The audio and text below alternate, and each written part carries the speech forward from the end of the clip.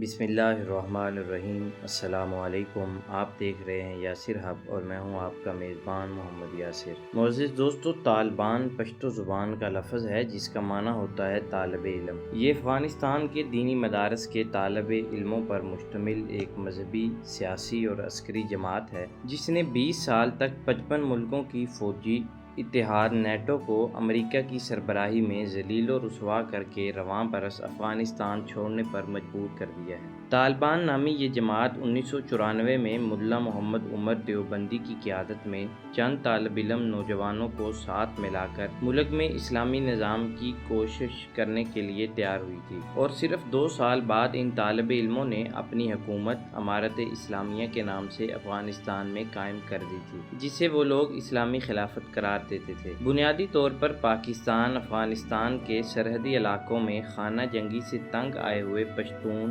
تاجک، ازبک اور ترکمان لوگوں پر مشتمل یہ تنظیم ہے۔ جو لوگ پشتو بولتے ہیں اور ان کا مرکزی دفتر قندھار افغانستان میں ہے، جبکہ اس کے علاوہ دوحہ قطر، پشاور اور کوئٹہ میں بھی ان کے دفاتر موجود ہیں۔ چند سو طلباء کی یہ تنظیم آج بڑھتے بڑھتے 85,000 تربیت یافتہ فوجیوں اور جنگجوؤں کا ایک مکمل لشکر بن چکا ہے۔ القاعدہ کی مدد اور اسامہ بن لادن کو چھپانے کا الزام لگا کر امریکہ نے 2001 میں جب افغانستان پر حملہ کر دیا تھا تو اس سے قبل 100 طلباء نے مل کر صرف 2 سال میں کابل کو فتح کر کے 1996 میں وہاں پر خلافت اسلامیہ کا اعلان کر دیا تھا۔ 1996 سے 2001 تک یہ لوگ مسلسل 6 سال تک حکومت کرتے رہے، اور ان 6 سالوں میں افغانستان عدل، اتفاق و اتحاد اور امن و امان کا گہوارہ بن چکا تھا۔ ان کے زیر نگیں علاقوں میں عورتوں، مردوں اور افغانستان کے رہائشیوں کا مال و جان مکمل طور پر محفوظ ہو چکا تھا۔ پوسٹ اور تمام غیر قانونی ٹیکسز ختم کیے جا چکے تھے۔ یہ عظیم اسلامی انقلاب امریکہ اور اس کے اتحادیوں کو ایک نظر نہ بھایا، اور وہ ڈر گئے کہ کہیں یہ لوگ خلافت کا نام لے کر یورپ اور امریکہ پر حملہ آور نہ ہو جائیں۔ لہٰذا امریکہ نے ان کو ختم کرنے کے لیے 9/11 کا واقعہ خود کروایا اور القاعدہ پر اس کا الزام لگا کر افغانستان پر حملہ کر دیا۔ امریکہ اپنے ساتھ 50 نیٹو ممالک کے ساتھ ساتھ پاکستان، سعودیہ، ترکمانستان اور دیگر مسلم ممالک کو بھی میدان جنگ میں لے آیا، اور روس اور چائنا بھی منہ پر ہاتھ رکھے خاموشی سے یہ منظر اپنی آنکھوں سے دیکھ رہے تھے۔ اب کی بار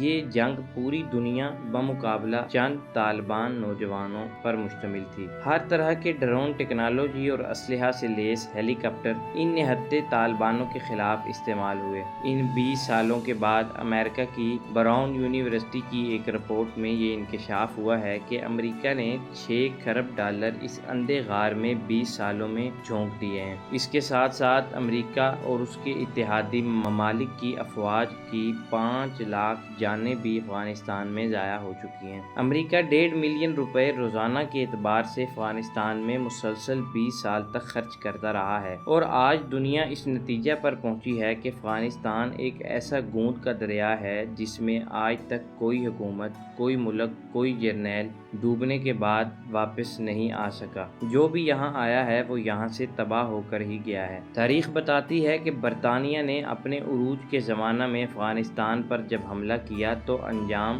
برطانیہ کی تباہی کی صورت میں نکلا۔ سوویت یونین نے مسلسل 8 سال افغانستان میں بمباری کی تو افغانستان سے سوویت یونین کو بھی تباہی ہی نتیجہ کے طور پر نصیب ہوئی، اور اب امریکہ کی شکست یقیناً امریکہ کے زوال کی طرف اس کو دھکیل چکی ہے۔